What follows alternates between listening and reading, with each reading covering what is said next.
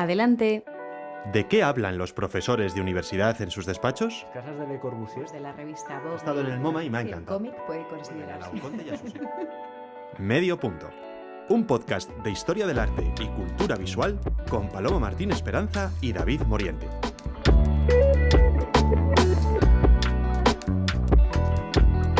Bueno, David, hoy vamos a hablar de un tema que yo sé que a ti te gusta mucho, que es la relación entre el arte y el cine. Hay que tener en cuenta que cuando hablamos de cine, pues lo llamamos precisamente el séptimo arte.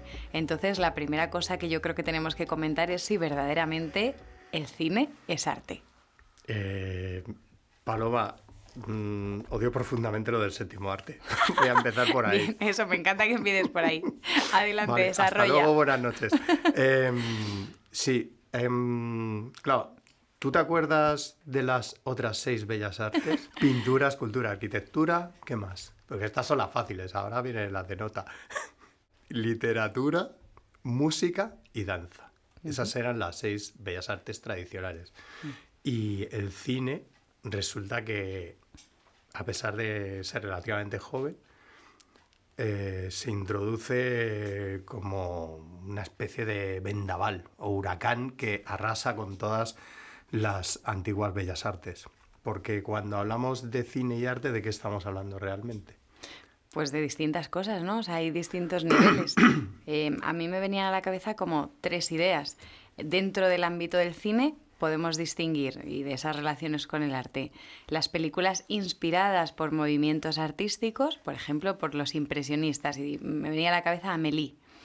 Las películas que tratan sobre temas de arte, una película sobre Van Gogh, sobre Frida Kahlo, etc., es decir, una película centrada en una cuestión artística, o entendido ya el cine como arte, donde entrarían pues esas películas que llamamos de culto, Ingmar Bergman, Tarkovsky, Alfred Hitchcock, etcétera, etcétera, ¿no? O David Lynch incluso. Entonces, yo creo que hay como 3 niveles de análisis en la relación entre arte y cine. No sé si a ti se te ocurre alguna cosa más. Sí. A ver, esto, como siempre, en Medio Punto intentamos hacer una panorámica. Bueno, primero un saludo a David Lynch, que pobrecito se ha muerto hace relativamente poco. Y la verdad es que es bastante complicado el estudio del cine. Y me voy a poner ahora, señor antiguo, cuando tenía que dar clase de historia y teoría del cine, les explicaba a los estudiantes que teníamos que hacer converger en una asignatura la historia de un dispositivo, es decir, cuando hablamos del cinematógrafo estamos hablando de un aparatico, ¿no? Ahora ya todo esto se ha ido un poco por tierra con la CGI, pero estamos hablando de un dispositivo que ha llevado un proceso de evolución en el cual está, por un lado, interviene la fotografía y por otro, pues otros aparatos precinematográficos como puede ser los praxinoscopios, que molan un montón estos nombres griegos, o las linternas mágicas. Pero también interviene una parte de espectáculo cercano más bien a la verbena y al circo, ¿vale? Otra parte teatral y luego una parte que es la de la propia construcción del lenguaje cinematográfico que bebe de todas estas bellas artes de las que hemos estado hablando y que sin lugar a dudas producen una serie de efectos en los espectadores pues completamente desaforados, ¿no? Pues estamos hablando de efectos, pues por ejemplo en la moda, ¿no? Las famosas rebecas, ¿no? Que las chaqueticas, Rebeca, claro. Las chaqueticas que llevaba la protagonista, pues por metonimia termina llamándose Rebeca, pero claro, también la forma en la que caminan los actores, las actrices. Entonces, claro, tenemos aquí un magma. Sí, que acaba influyendo en otros campos que podríamos llamar también artísticos o que siguen su propio proceso de artificación. Entonces, estamos hablando que el cine se inspira en el arte, pero también ayuda a mostrar el arte. Podemos dejar ahí esas 2 patas. Y es que en realidad el cine como tal lo podemos definir como arte porque es una imagen en movimiento acompañada de sonido. Esta es la particularidad que tiene. Bueno, ya obviamente a partir de la inclusión del sonido. sonido, y esto genera una narración visual, que es un concepto del que hablamos mucho en Historia del Arte, y expresa cosas, ¿no? También. Entonces, una expresión y una narración. Todo esto converge en esa categoría que llamábamos arte. En el primer episodio de Medio Punto, precisamente nos preguntábamos qué es el arte. Entonces, ¿podemos ya decir oficialmente que el cine es arte, o esto sigue siendo un tema a debatir? Vamos, no hay nada que debatir. Es arte, punto. Y si viene algún cuñado a debatirlo, pues se va a encontrar con nosotros. Claro, una de las cuestiones, lo que has comentado tú de la narración tiene mucho que ver. Me estaba acordando ahora, y tú controlas de esto, uno de los objetos que estudiaba Barbour era el de la Snellbrink. El de la joven que camina deprisa, ¿no? La ninfa con el viento, ¿te refieres? Claro. Es la ninfa, y, sí. Y hay todo un intento de buscar ese movimiento, ¿no? Cómo queda captado, que de hecho en toda la estatuaria griega, que tú, en fin, es tu negociado, así te lo he hecho, hay una búsqueda del movimiento. ¿Cuál es la gran particularidad del cine como producto cultural? El hecho de que queda registrado.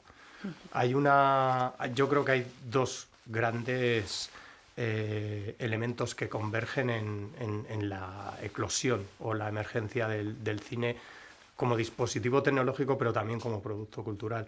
Y es, por un lado, la fotografía, la evolución de los procesos fotográficos, ¿no? A partir de principios del siglo XIX, y, por otro lado, la electricidad, ¿no? El hecho de que estas dos tecnologías se puedan utilizar para registrar y luego poder proyectar. Vale, pues mira, como has introducido ya la cuestión más técnica, si te parece, vamos a hacer un repaso de la historia del cine y para entender un poquito mejor cómo converge con el arte.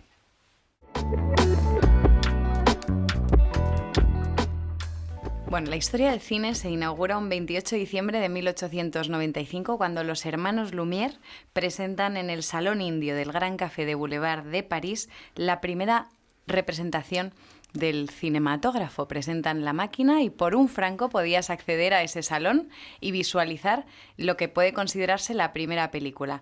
Obviamente era cine mudo, estábamos hablando de unas imágenes que reproducían pues a unos obreros en una fábrica y en otro momento se veía también un tren, y esa es la primera representación cinematográfica de la historia. Los hermanos Lumière son los creadores del cinematógrafo, pero hay un montón de aparatos que preconizaron la llegada de esta herramienta, ¿no, David?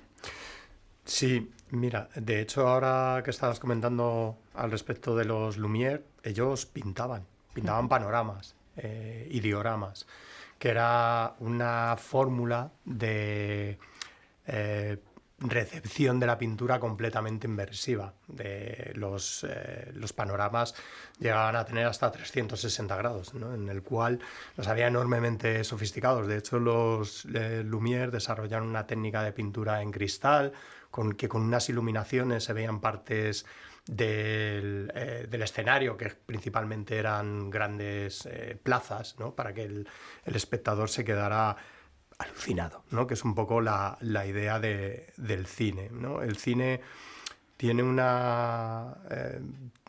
pie, por un lado, en esta cosa del siglo XIX de fenómeno de barraca y un poco circense. Claro, es que al principio fue en las ferias, ¿no?, donde realmente triunfó, es decir, que era una cosa muy popular, contrariamente a otras artes que siempre han tenido un éxito mayor en la burguesía o en la aristocracia.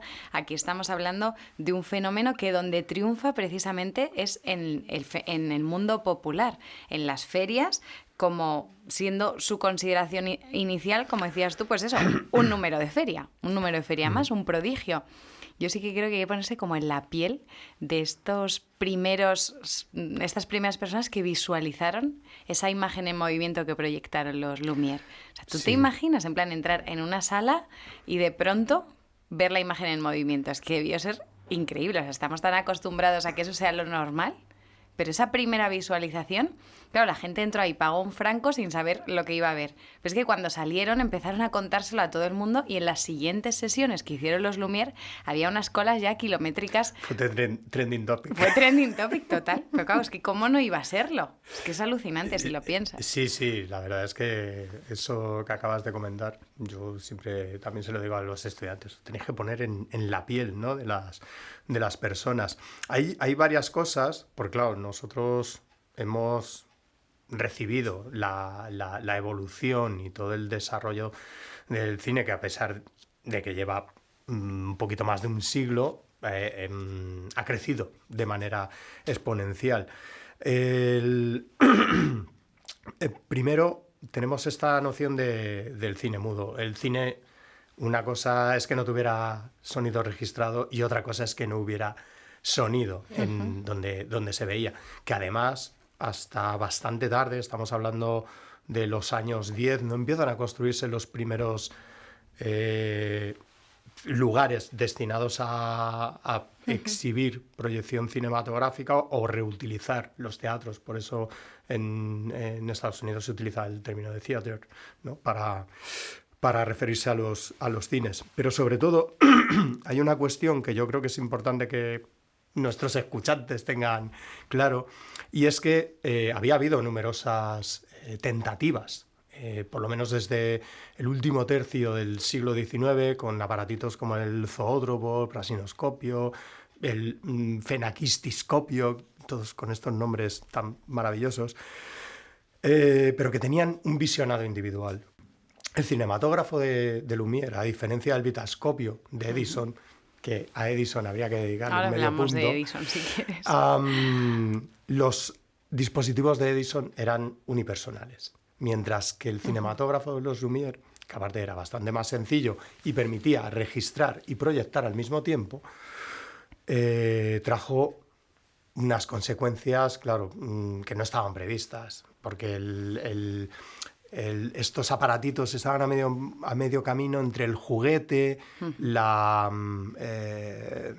percepción individual, ¿no?, porque había también bastante pornografía y erotismo en estos vitascopios, pero aquí lo que trajo fue la posibilidad de introducir una serie de narraciones, ¿no? Y de hecho, la primera historia que ruedan los Lumière, que es el primer gag visual, es el regador regado, también del año 1896. Y es curioso porque desde el inicio hubo serias dudas sobre la viabilidad del cinematógrafo, sobre todo a partir del incendio que hubo en el Bazar de la Charité, que provocó muchas dudas y que llevó a los Lumière a cambiar el cinematógrafo para que no se quemasen tan fácilmente las películas. Has hablado antes de Edison y hay que tener en cuenta que rápidamente va a triunfar el cine en los Estados Unidos. Eso se debe en gran parte al impulso de Edison, que acaba condicionando el traspaso de la industria, de la incipiente industria de Nueva York a Hollywood, precisamente por los derechos que va a reclamar Edison sobre la proliferación de esta máquina de cinematógrafo en los Estados Unidos, y eso hace que dejen Nueva York y se vayan, ¿no?, porque por la presión de Edison, y se vayan a Hollywood buscando precisamente pues un terreno donde siempre hiciese buen tiempo, donde tuvieran mayor libertad que la que había en Nueva York.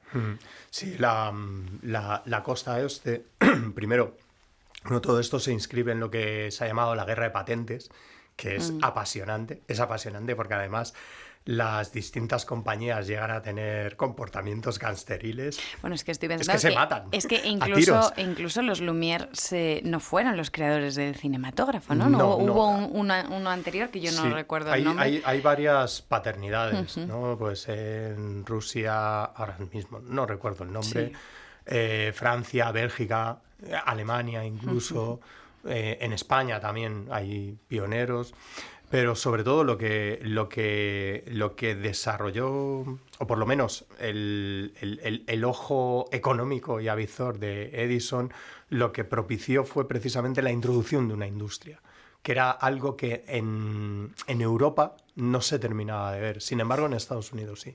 Y todo esto, claro, trae como consecuencia, después de la Primera Guerra Mundial, con el encarecimiento de los precios en la costa este, y sobre todo por las asfixiantes reglas que va imponiendo Edison, el que muchas compañías incipientes se trasladen a Hollywood, ¿no? A la costa oeste, como tú dices, hay buen tiempo, hay numerosos escenarios naturales en los cuales se puede pensar pues, que es el desierto, y que es mucho la espacio jungla. para construir estudios, ¿no? Que siguen siendo los estudios más importantes del mundo.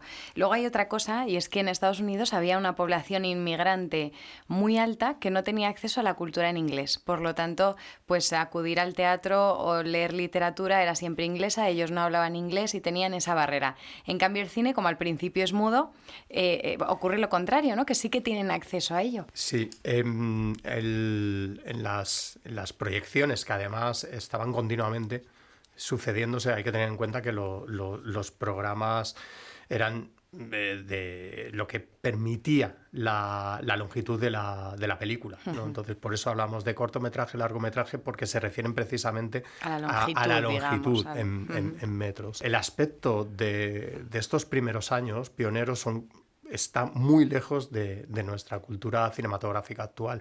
Un buen ejemplo aparece en el Drácula de Coppola, en la adaptación de la novela de Bram Stoker. Bueno, pues hay una parte en la que están haciendo proyecciones de cinematógrafo, pues eso, con sillas de madera, en lugares como Pajares, etcétera, etcétera, que es realmente a lo que se parecían las proyecciones cinematográficas. Y, como tú has comentado antes, esto coincide con la segunda gran oleada de inmigrantes en Estados Unidos, que muchos de ellos, pues el inglés lo aprendieron básicamente gracias a la ayuda de los explicadores, que les iban contando lo que estaban en los intertítulos, ¿no? Estos letreritos que aparecen explicando la película. Sí, iban explicando la película. Muchas de estas proyecciones iban acompañadas de música, ¿no? El sonido de piano así viejuno, ¿no? De pianola. Sí. O con cualquier otro instrumento. De hecho, en la cultura japonesa está la figura del Benshi, que es muchísimo más sofisticada que todo esto y que además va cambiando las historias. Porque claro, ahí no salían intertítulos, sino que iba haciendo como una especie de doblaje. Que podía hacer la historia que quisiese en función de las imágenes. Es apasionante. Todo el comienzo, toda esta época hasta la aparición del cine sonoro, a mí me parece pues el intento de comprender cómo funciona un nuevo medio, que todavía no nos hemos metido con el lenguaje cinematográfico.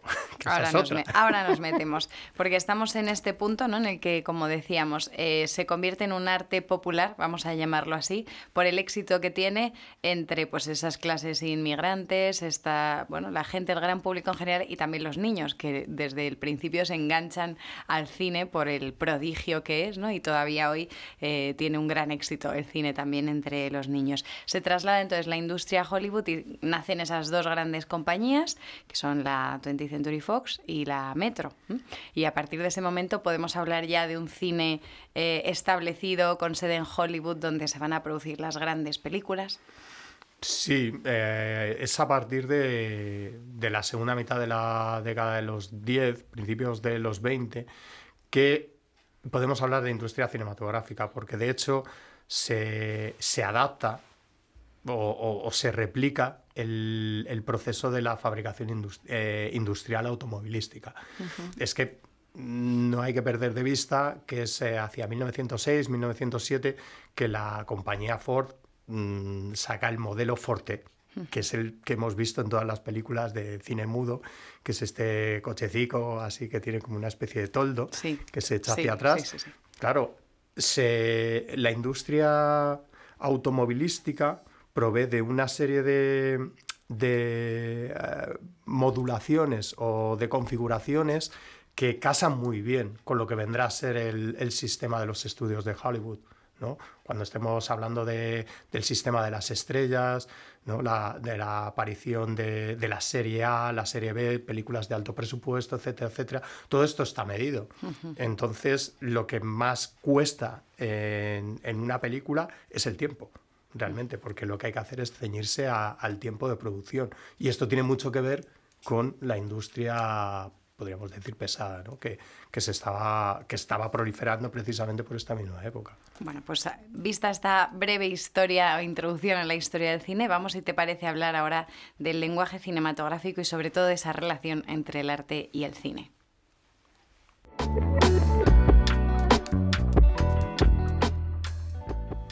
Bueno, en los orígenes del cine podemos hablar de estilos o de estilos artísticos, de movimientos que están dentro también del cine. Estoy pensando en el impresionismo, Abel Gance en 1923 con su película L'Agout, el surrealismo, importantísimo en España, con Luis Buñuel y con Salvador Dalí. También podríamos añadir a Max Ernst como uno de los artistas que tiene una gran influencia en el surrealismo y también en el cine. Y finalmente el expresionismo, por ejemplo, Gabinete del Dr. Caligari del 1919, esa película. Entonces estamos hablando de una simbiosis entre esas vanguardias, esos estilos vanguardistas y lo que vamos a ver en el cine. Y también una relación muy estrecha entre los artistas, caso de Dalí o Ernst para el surrealismo, con los directores de cine, ¿no?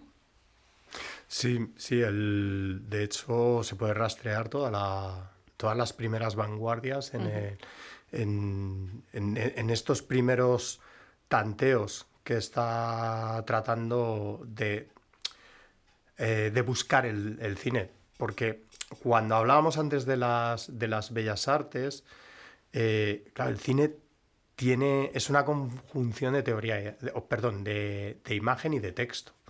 ¿Vale? Vamos a situarnos ya si quieres, con sonido, pero hay un texto, hay una narración que tiene que estar contada de determinada manera. Una de las primeras fases del cine tiene que ver con la enorme dependencia que tiene del teatro, ¿no? Los primeros planos que nos encontramos en aquella época son precisamente generales, en los cuales se mantiene la unidad de tiempo y espacio. Esto trae mucha limitación porque evidentemente no se puede entrar en detalle. No es cuando nos encontramos en Asalto y robo al tren el primer plano de la historia, ¿no? En el cual se una el personaje principal que está apuntando al espectador, rompiendo además la cuarta pared. Y claro, todo eso trae una nueva gramática.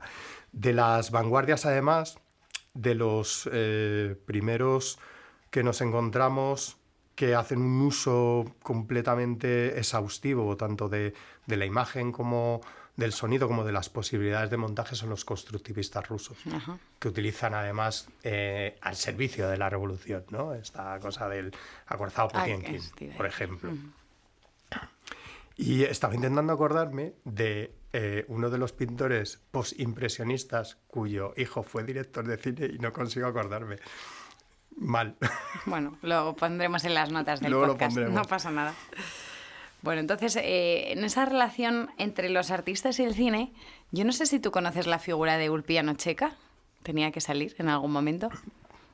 ¿Has estado en el Museo Ulpiano Checa? No he estado en el Museo Ulpiano Checa. Pues te voy a contar una cosa porque, claro, el tema arte y cine es infinito.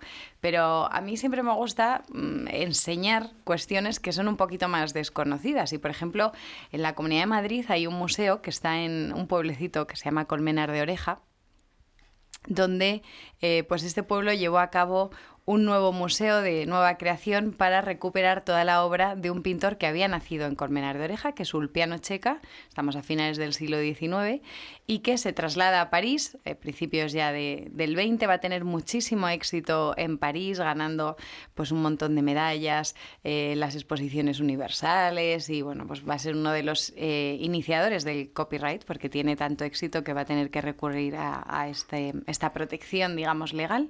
Sin embargo, hoy en día es un pintor relativamente desconocido, pero quería traerlo a colación porque la relación que tiene con el cine es muy estrecha. Tú me imagino que has visto la película de Ben-Hur. Sí. Más después de Semana Santa, que siempre la ponen en Semana Santa, la has tenido que ver en algún momento. Y Quo Vadis. Bueno, pues en Ben-Hur, por ejemplo, la famosa carrera de carros de Ben-Hur está inspirada directamente en un cuadro de Ulpiano Checa, que se llama La carrera de carros. Y uno puede pensar, sí, bueno, seguro que es una casualidad, ¿no?, que esa película tan famosa se haya inspirado supuestamente en un cuadro de un pintor de Colmenar de Oreja, tal. Pues no, no es una casualidad. Y no es una casualidad porque sabemos que Ulpiano Checa empieza a ilustrar las primeras novelas sobre Ben-Hur que se publican, ¿no? Entonces tenemos, el primer rango es la literatura, empieza a publicar, empieza a ilustrar las novelas de Ben-Hur sobre literatura. Cuando se llevan esas novelas a la ópera, y aquí entraríamos en el teatro, siguiente nivel, empieza a ilustrar las partituras de las óperas, es decir, hay una vinculación entre la carrera de carros que él había creado y la cuestión de Ben-Hur, ¿no? Entonces, cuando se lleva al cine, lo que hace el director es trasladar esas portadas de las novelas y de las óperas que se habían hecho sobre Ben-Hur a su carrera de carros famosa que tenemos en el cine. Entonces, muchas veces pasa esto, ¿no?, que se filtran figuras, artistas, cuadros en la historia del cine a través de otras artes, en este caso pues de la literatura, del teatro, y es muy curioso también, ¿no?, cómo se van dando esos mecanismos que a veces no son directos, no hay una influencia directa, pero sí ha ido pasando, ¿no?, a través de otros formatos. Eso me interesa mucho. Sí, además esto tiene que ver de nuevo con cosas que ya hemos comentado más de una vez y más de dos, que es que no hay una autonomía del arte. Claro.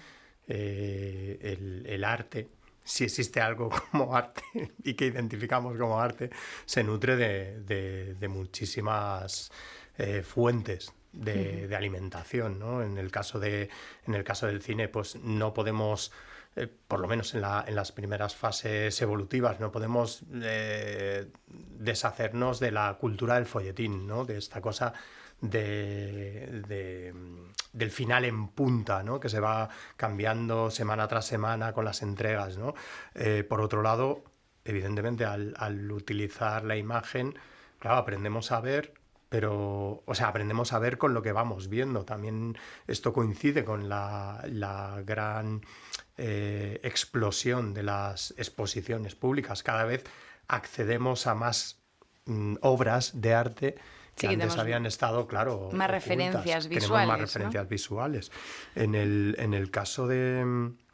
el caso del cine, además, lo que nos encontramos, por un lado, es la propia artisticidad del medio, la utilización de las imágenes, pero también las propias temáticas, ¿no? Pues estaba pensando ahora mismo, por ejemplo, Picasso, cuando lo pinta, o sea, cuando lo graba Clouseau, ¿no?, pintando en estos paneles de cristal en los cuales Picasso está en pleno éxtasis, ¿no? O, por ejemplo, cuando Hans Namuth graba años después a Jackson Pollock pintando también sobre un cristal. O sea, que siempre hay estos ejercicios de ida y vuelta, ¿no?, de influencias, en fin. Quería preguntarte, porque yo sé que tú eres un gran cinéfilo, ¿cuál es el estado actual de las relaciones entre arte y cine? O sea, las grandes producciones de cine, no estoy hablando tanto de cine independiente, sino más pues cine de Hollywood, etcétera, ¿se siguen influenciando por el arte o se siguen recurriendo al arte o cada vez menos o van más a los iconos? Pues eso, como hablábamos antes que tenemos tantas referencias visuales ya, pues vamos como al icono y lo... No sé. Por ejemplo, el minimalismo está presente en el cine. Que digo, Sí. está presente en el arte, en el cine está presente el minimalismo. A ver, el estado actual es el de una hamburguesa de todo con todo. O sea, Vale. todo se vale, estila. ¿no? Como pasa en Por todo, en ejemplo, otros campos. ahora que has dicho el minimalismo, la apoteósica adaptación de Villeneuve en las dos partes de Dune, no se pueden entender sin los modelos de construcción minimalista o del brutalismo. O sea, porque es que además tienes ahí brutalismo, minimalismo, composiciones perfectamente ordenadas. En otro orden de cosas, pues el horror vacui, ¿no?, de esta cosa casi del Bosco en la tabla del infierno, pues lo encuentras en una película como Constantine, ¿no?, de los finales de los años 90, que la protagoniza Keanu Reeves, que viaja al infierno. En este sentido, la idea de lo artístico, yo creo que estamos ahora en un momento en el cual se está implantando esta categoría que cada vez me la estoy encontrando más del cine algoritmo, en el cual se está reduciendo tantísimo, se está estilizando y se está yendo a trazos tan gruesos que en realidad muchas de las películas te dan la sensación de haberlas visto ya, porque tienen los mismos planos de cámara, sobre todo en el cine de acción, ¿no? Que tienen todos el mismo aspecto. Realmente no se innova tanto ya en los lenguajes, ¿no? O sea, no. Tienden a recurrir a... Se innova, pero en otras modalidades. Por ejemplo, cine científico es súper interesante, el cine de divulgación científica.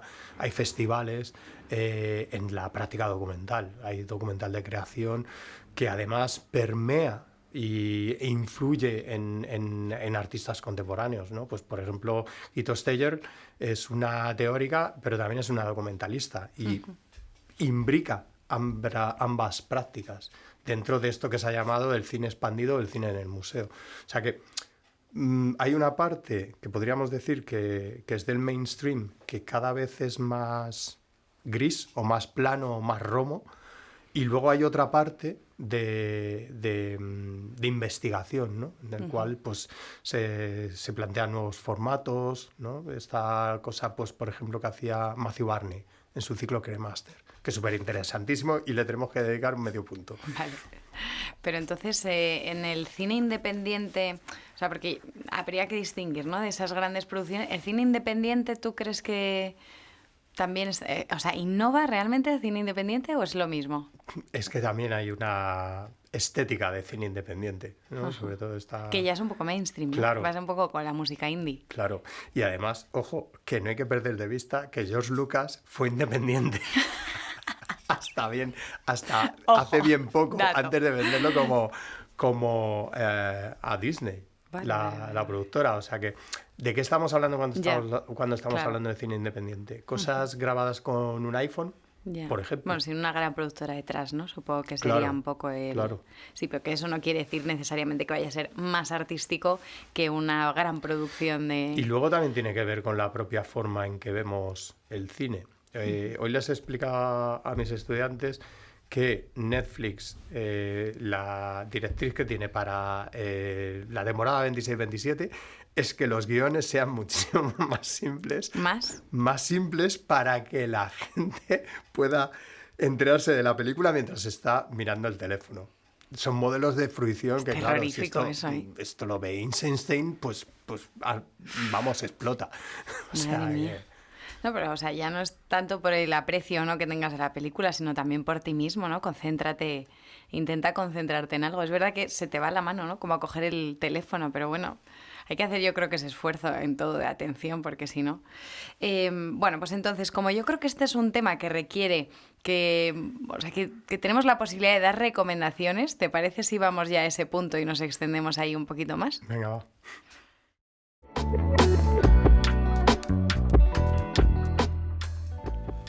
Yo creo que pelis sobre arte hay muchísimas.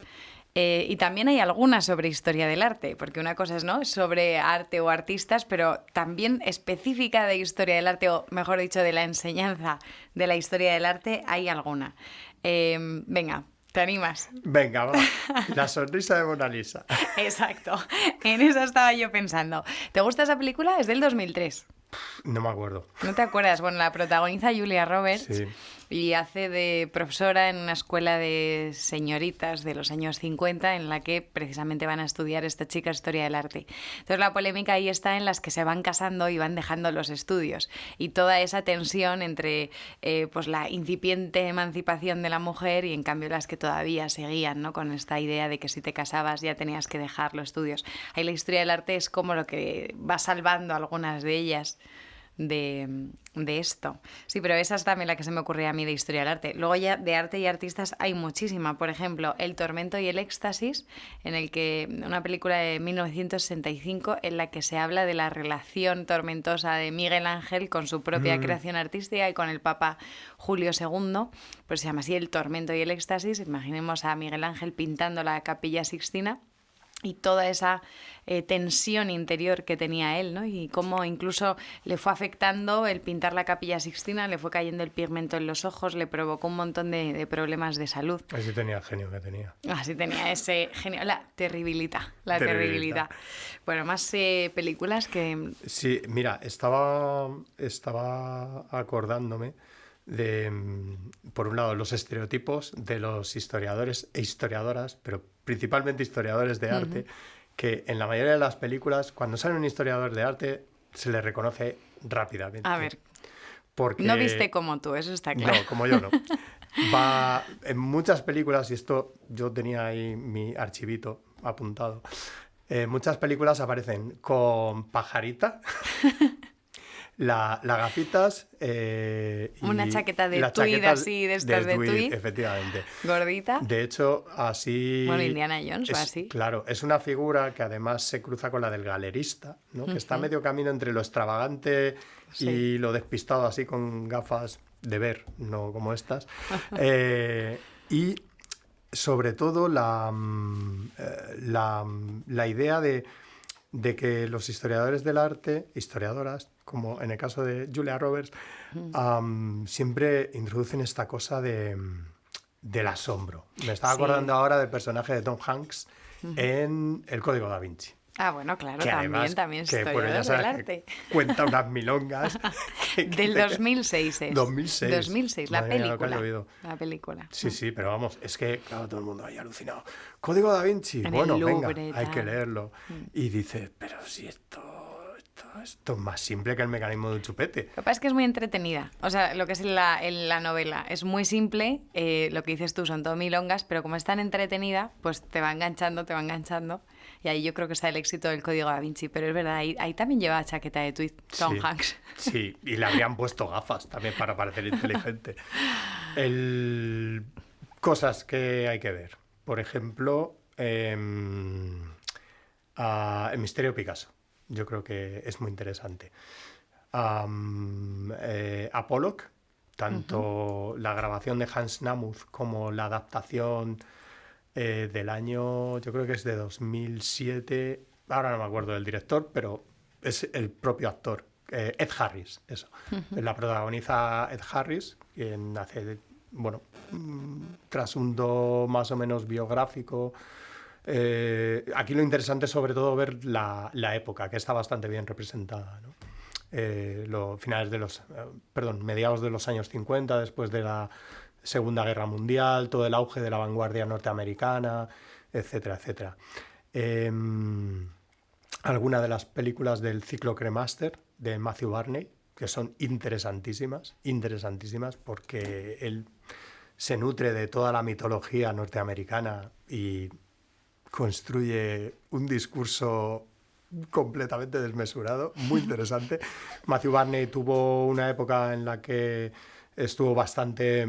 tenía una visibilidad internacional tremenda. Estuvo casado con Björk, de hecho, que le compuso algunas de las canciones para la banda sonora de una de las últimas piezas, que se titula Drawing Restraint, pero ahora está de capa caída, porque interesa poco. No es un tipo de modelo de representación que se pueda adecuar a los museos. Las películas del ciclo Cremaster hay que verlas en cine, porque duran 2 horas, como una película de Marvel. O sea, es tremendo. Y me acabo de acordar, El vientre del arquitecto, que es del año... Es de Peter Greenaway y es del año 1987. Vale. Y sale una Roma súper bizarra. O sea, vamos, muy interesante. Películas sobre Roma hay miles, ¿no? Todo lo que es el neorrealismo italiano. Sí. Y mira, ahora que decimos esto, hay una película que a mí me encanta, de Rossellini, de Roberto Rossellini, que en italiano se llama Viaggio in Italia y en español creo que es algo así como Historias de un matrimonio, o sea que no tiene nada que ver el título. Pero en Viaggio in Italia están Rossellini rodando con Ingrid Bergman cuando estaban casados y ella es la protagonista, entonces va paseando por Nápoles y va a las ruinas de Pompeya, o sea, sale muchísimo patrimonio artístico en esa película.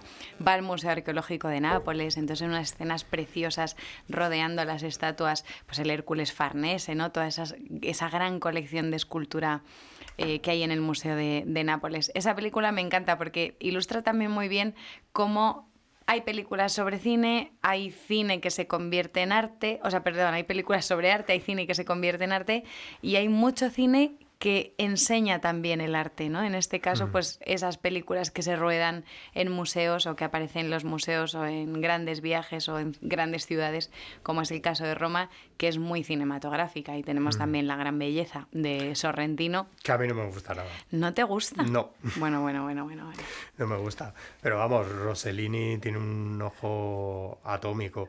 Tiene 2 películas que son axiales, que es Roma Città Aperta y Germania No Zero, que son, en fin, pero es que además... Bueno, es que la primera que has citado, la de Roma Città Aperta, es la iniciadora del neorrealismo italiano. Que es que luego podríamos irnos a la Nouvelle Vague, ¿no? Que también son muy, en fin, pero deudores del necesito cine de que me Rossellini. expliques por qué no te gusta La gran belleza. O sea, no puedo terminar esta conversación sin tener un argumento explicativo. No me gusta el cine de este señor, ¿cómo se llama? Sorrentino. Sorrentino. No me gusta y luego, o sea, me parece todo como de postureo. Pero te aburre. No, pero es que es la gracia, claro. O sea, es el y luego estereotipo. tiene esta cosa así como de viejo verde que me da un poco de grima. ¿Sí? Sí. No sé. Entonces no me gusta nada. Bueno. Ahora, Ya, ¿cuál es la última que has sacado? Parténope, preciosa, sobre Nápoles. Pero también esta cosa así de muchacha de carnes prietas en un Sí, pero porque urbano. es como la idea de demostrar o de enseñar la belleza en su máximo exponente, ¿no? De ahí que coja pues esa actriz increíble que es la protagonista de Parténope. Bueno, seguiremos discutiendo sobre esto. De todas maneras, tenemos que ir un día a ver una proyección de La gran belleza en el cine, que gana mucho. ¿Cuál es tu película favorita? Dilo sin sonrojo. Princesa por sorpresa 2. En fin, hemos llegado a este punto. Yo creo que ya habría que cortar, pero claro, es que antes hay que explicar que David, fuera de micro, me ha preguntado cuál es mi película favorita y lo primero que se me ha venido a la cabeza ha sido esa. Pero obviamente hay muchas películas que me gustan. Por ejemplo, El apartamento me gusta mucho, de Billy Wilder. Buah, es una pasada. Es una película preciosa. Luego esta que te he dicho antes, de Viaggio in Italia, también me gusta. Pero bueno, tampoco hay que demonizar las películas de nuestra infancia. ¿Tú has visto Princesa por sorpresa? Sí. ¿Sí la has visto? Sí. ¿Y te ha gustado? Habría que ver en qué contexto has visto tu Princesa por sorpresa. Sí, supongo que sí. Pero bueno, Es de la película que más veces he visto en la historia de mi vida, que yo no sé cómo he podido sacar tantas horas, porque la habré visto como 400 veces, es Blade Runner, de Ridley Scott, 1982. Todos los Bueno, cortes. Y ahora te ha pegado fuerte con Dune también. Sí. Ahora estás en modo Dune. Nadie es perfecto. Nadie es perfecto, exactamente. Bueno, para que vean nuestros oyentes que también nosotros nos permitimos este tipo de licencias de vez en cuando. Oye, que a mí me encanta John Wick y las hostias como panes que pega. O sea que... Bueno, este tema lo podríamos llevar al infinito y yo creo que merecerá que volvamos a ahondar en él, arte y cine, pero si te parece yo creo que lo podemos dejar podemos aquí. hablar de artes marciales entonces, ¿no? Guiño, guiño. Bueno, oye, why not? Gracias, David. Gracias.